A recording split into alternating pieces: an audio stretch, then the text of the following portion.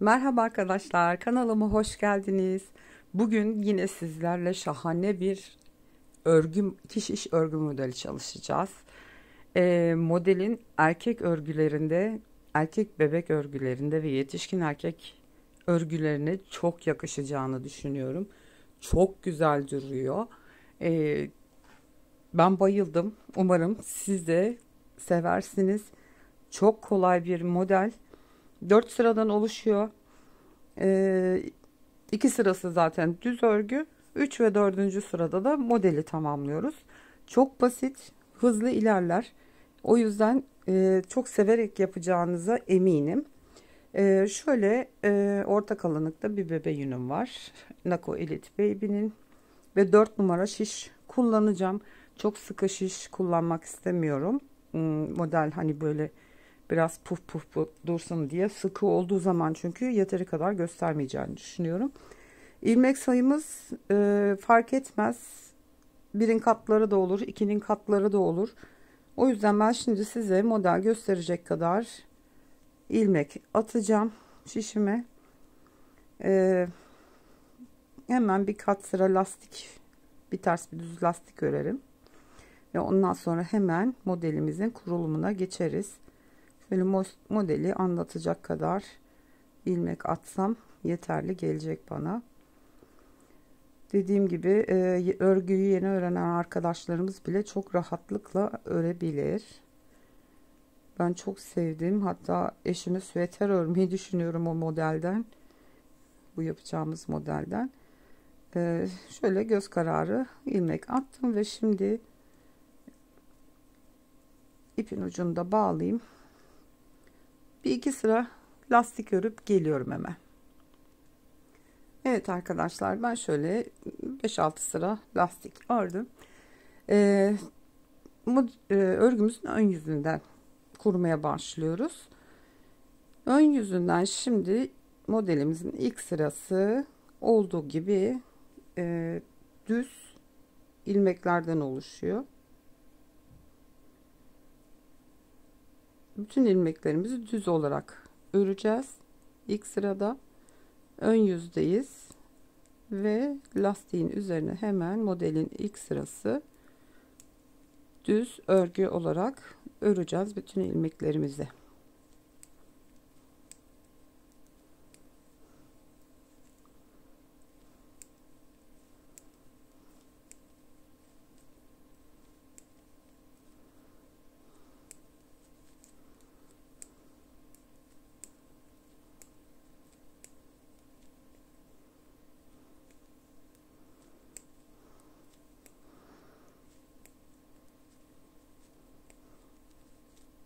Son ilmeğimi de düz olarak ördüm. Arka yüzümüzde bütün ilmeklerimizi ters örgü olarak modelin ikinci sırasında ters olarak örüyoruz arka yüzdeyken. İlk iki sıramız bu şekilde.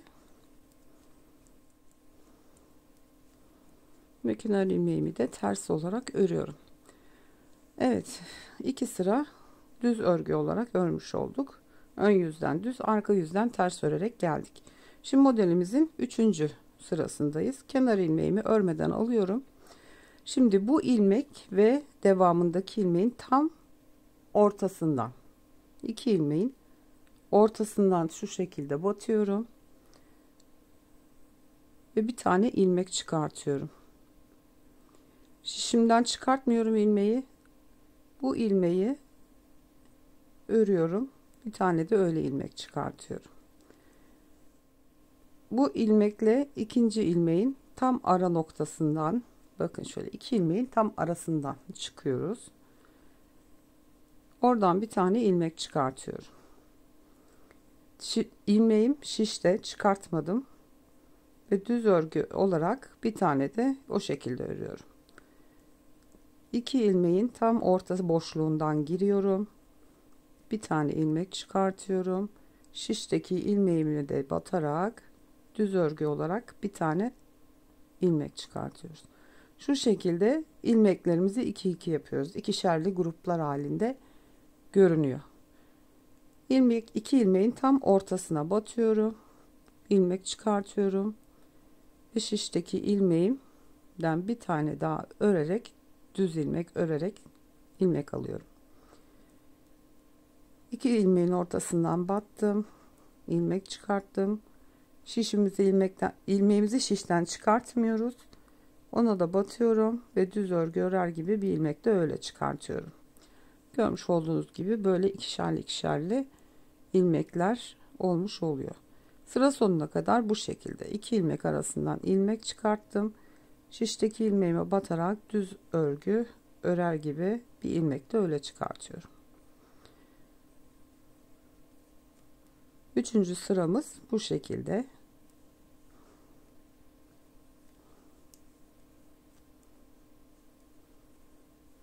Evet, son iki ilmeğim kaldı. Onları da aynı şekilde örmeye devam ediyoruz. Son ilmeğimizi de ördük. Kenar ilmeğimi de düz olarak örüyorum. Evet, bu şekilde gördüğünüz gibi üçüncü sırada bütün ilmeklerde iki tane ilmek elde etmiş olduk. Bu şekilde. Şimdi ters yüzümüzde yine ilk kenar ilmeğini örmeden alıyorum. İpimi arkaya alıyorum. Şimdi bu ördüğümüz ikişerli ikişerli ilmekleri bire düşüreceğiz tekrar. Onun için de batıyorum, ikisine birlikte düz örgü örüyoruz arka yüzden. Bu şekilde örüyorum. İki ilmeğe birden batıyoruz. Düz örgü örüyoruz. Bu kadar kolay arkadaşlar. Şimdi çoğaltmış olduğumuz ilmekleri tekrar eski sayısına geri getiriyoruz. İki ilmeği birlikte keserek, düz keserek eski haline getiriyoruz. Düz örgü örüyoruz.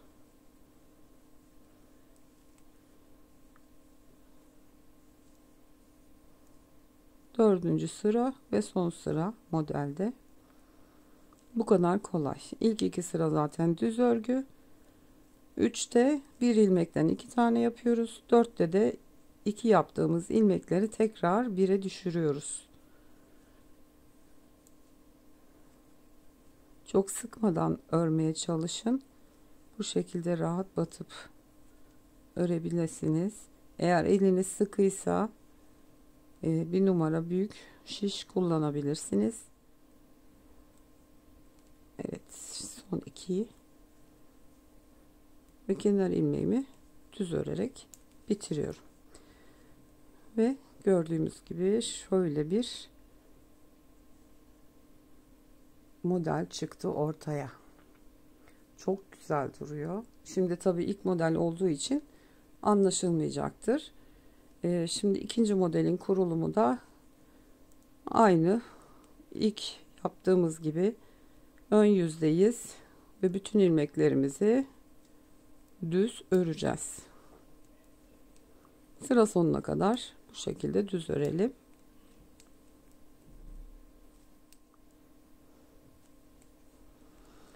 Evet. Arka yüzünden ilk ilmeğimi örmeden aldım ve arka yüzde de bütün ilmekleri ters örgü olarak örüyoruz. Sıra sonuna kadar bu şekilde ters öreceğiz.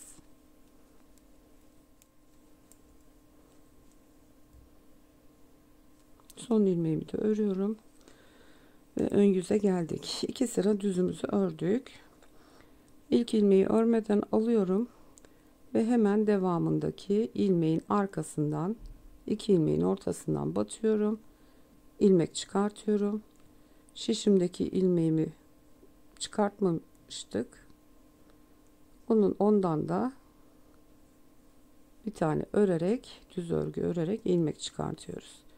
Bir sonrakinde yine iki ilmeğin orta yerinden batıyoruz tam bu şekilde. Bir tane ilmek çıkartıyoruz. Şişteki ilmeğimize batıp düz örgü örer gibi bir ilmek daha çıkartıyoruz. İlk modelde yaptığımızın aynısını tekrar ediyoruz. Sıra sonuna kadar bu şekilde örmeye devam edelim.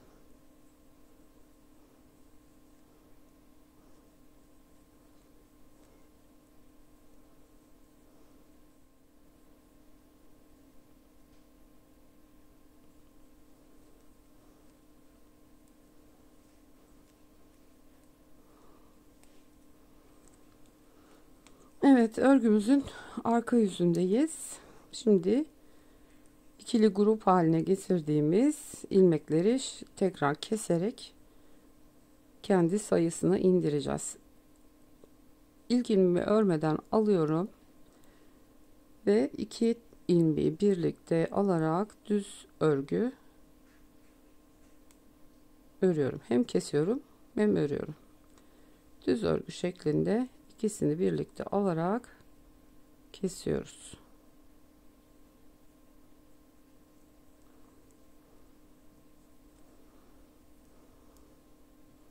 Bu kadar kolay arkadaşlar.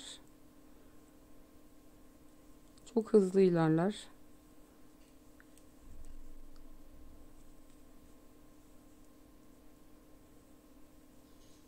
Bu şekilde sıra sonuna kadar örüp gelelim.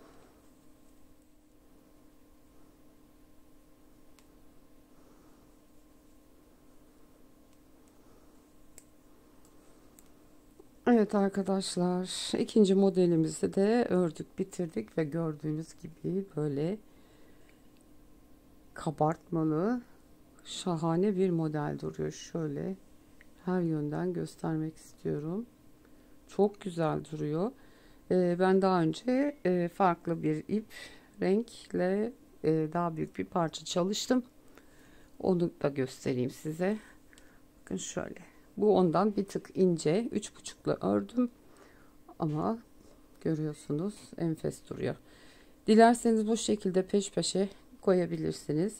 Dilerseniz aradaki şu düz 2 sıra düz örgüyü 4 sıra, 6 sıra ya da 8 sıra koyarak aralıklarla da yapabilirsiniz. Kombinlemek size kalmış. Şu şekilde çok hoş bir model. Ben çok sevdim. Umarım sizler de seversiniz. Arka yüzü de bu şekilde görünüyor arkadaşlar. Evet, bir sonraki videoda görüşünceye kadar kendinize çok iyi bakın. Hoşça kalın.